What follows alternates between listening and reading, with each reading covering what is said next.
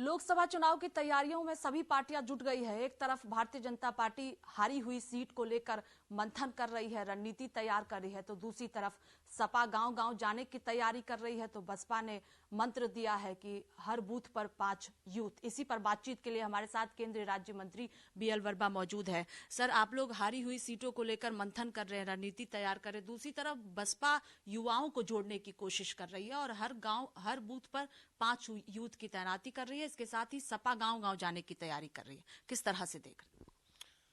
देखिए, भाजपा कार्यकर्ता आधारित पार्टी है और मैं कहूँगा कि केवल और केवल भाजपा ही ऐसी पार्टी है जिसके निष्ठावान और देवतुल्य कार्यकर्ता लगातार 365 दिन काम करते हैं और उसकी तर्ज पर कोई पार्टी काम करना चाहती है तो काम तब कर पाएगी, इस प्रकार के कार्यकर्ता हों।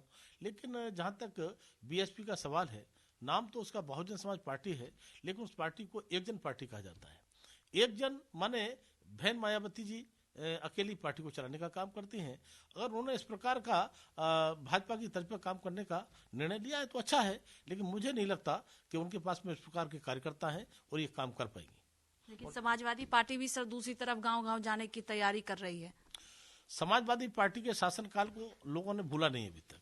2017 से पहले जिस प्रकार की गुंडागर्दी होती थी, जिस प्रकार की माफियागिरी होती थी, और समाजवादी पार्टी केवल परिवारवाद तक सिमट के रह गई है। उन्हें परिवार की चिंता रहती है, तो गांव-गांव जाने से कुछ होने वाला नहीं है।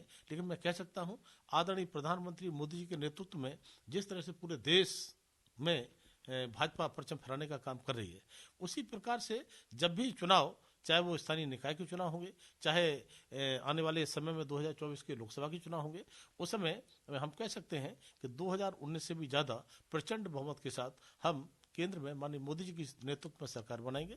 और साथ ही साथ उत्तर प्रदेश में मुझे लगता है कि समाजवादी पार्टी अपना खाता भी नहीं खोल पाएगी। बीजेपी जो सर 14 लोकसभा सीट जो हारी हुई सीट है उसको लेकर जो मंथन कर रही है, लगता है कि उन 14 सीटों पर भी जीत इस बार 2024 में होगी? हम पूरी तरह से मुस्तैदी से हमारे कार्यकर्ता उन सीटों पर काम कर रहे हैं और केवल उत्तर प्रदेश की 14 नहीं, हम देश के अंदर जो सीटें हारे थे उन सभी सीटों पर काम कर रहे हैं। और एक बड़ी संख्या में जिन सीटों पर भाजपा का परचम नहीं फहराया था, उन सीटों पर भी काम करके 2024 में हम भाजपा का परचम फहराने का काम करेंगे। इससे हटकर एक सवाल है कि कल उत्तर प्रदेश में विधानसभा सत्र की शुरुआत हुई, खूब हंगामा समाजवादी पार्टी की तरफ से किया गया। जातीय जनगणना की मांग अखिलेश यादव कर रहे हैं और तमाम जो समाजवादी पार्टी के नेता हैं वो कर रहे हैं। देखिए, चाहे उत्तर प्रदेश में हो या केंद्र में हो, जब केंद्र में अभिभाषण आदरणीय राष्ट्रपति जी का जब होता है, तब सारे विपक्षी दल मिलकर के उनके अभिभाषण में व्यवधान पैदा करने का काम करते हैं।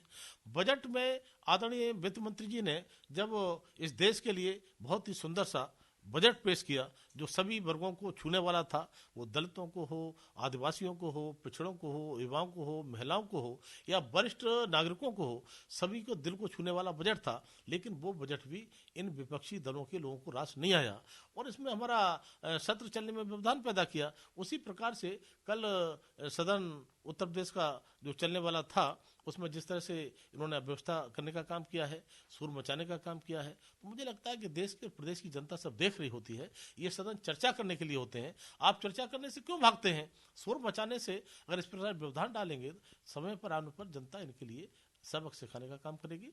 इसलिए मुझे लगता है कि सदन को ठीक प्रकार से चलने देना चाहिए और सदन की चर्चा के विषय होते हैं, चर्चा करना चाहिए। कल बजट भी पेश होना है सर उत्तर प्रदेश।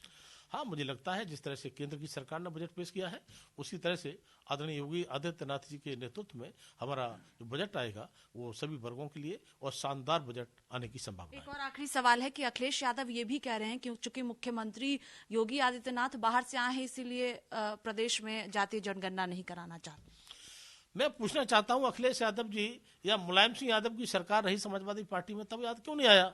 आज जब आदरणीय प्रधानमंत्री मोदी जी के नेतृत्व में लगातार सभी वर्गों के लिए काम हो रहा है और जिस प्रकार से पिछड़े वर्गों के लिए लगातार ताबड़तोड़ काम हुए हैं, और आज हम कह सकते हैं कि मेरे जैसे मंत्री अगर बने बैठे हैं, तो आदरणीय प्रधानमंत्री मोदी जी ने पिछड़े वर्ग को 27 मंत्री बनाने का काम किया है। संवैधानिक दर्जा देने की बात करें तो आदरणीय मोदी जी ने दिया है। बच्चों के लिए आरक्षण, चाहे नवोदय स्कूल हो, चाहे सैनिक स्कूल हो या हमारे अन्य स्कूल हो, उनमें भी हमने आरक्षण देने का काम किया है। और इतना ही नहीं, नीट की परीक्षाओं में भी बच्चों के लिए हमने आरक्षण देने का काम किया है। इसलिए आदरणीय प्रधानमंत्री मोदी के नेतृत्व में पिछड़े वर्ग को क्या क्या हो सकता है उसके लिए पूरी तरह से वो चिंतित रहते हैं, काम करते हैं और इनके लिए कुछ न कुछ इस प्रकार की चीज़ों को बोलना रहता है जो जनता को शायद रास नहीं आता है। मुझे लगता है कि चाहे 2017 हो, 2019 हो, 2022 हो और 2024 भी जब आएगा तो जिस तरह से जनता ने भाजपा को उत्तर प्रदेश में आशीर्वाद देने का काम किया है, भाजपा के कार्यकर्ताओं ने मुस्तैदी से चुनाव लड़ाने का बूथ पर काम किया है, हम जब 2024 आएगा तो भाजपा के कार्यकर्ता 80 में से 80 कमल खिलाने का काम करेंगे। बहुत शुक्रिया बातचीत के लिए। देखिए, साफ तौर पर कहना है कि सपा बसपा भले ही गांव-गांव जाए, लेकिन जीत 2024 में बीजेपी की होगी और उत्तर प्रदेश में 80 में से 80 लोकसभा सीटों पर भारतीय जनता पार्टी की जीत होने जा रही है। कैमरा पर्सन रोहित के साथ स्वाति पाठक, भारत समाचार, दिल्ली।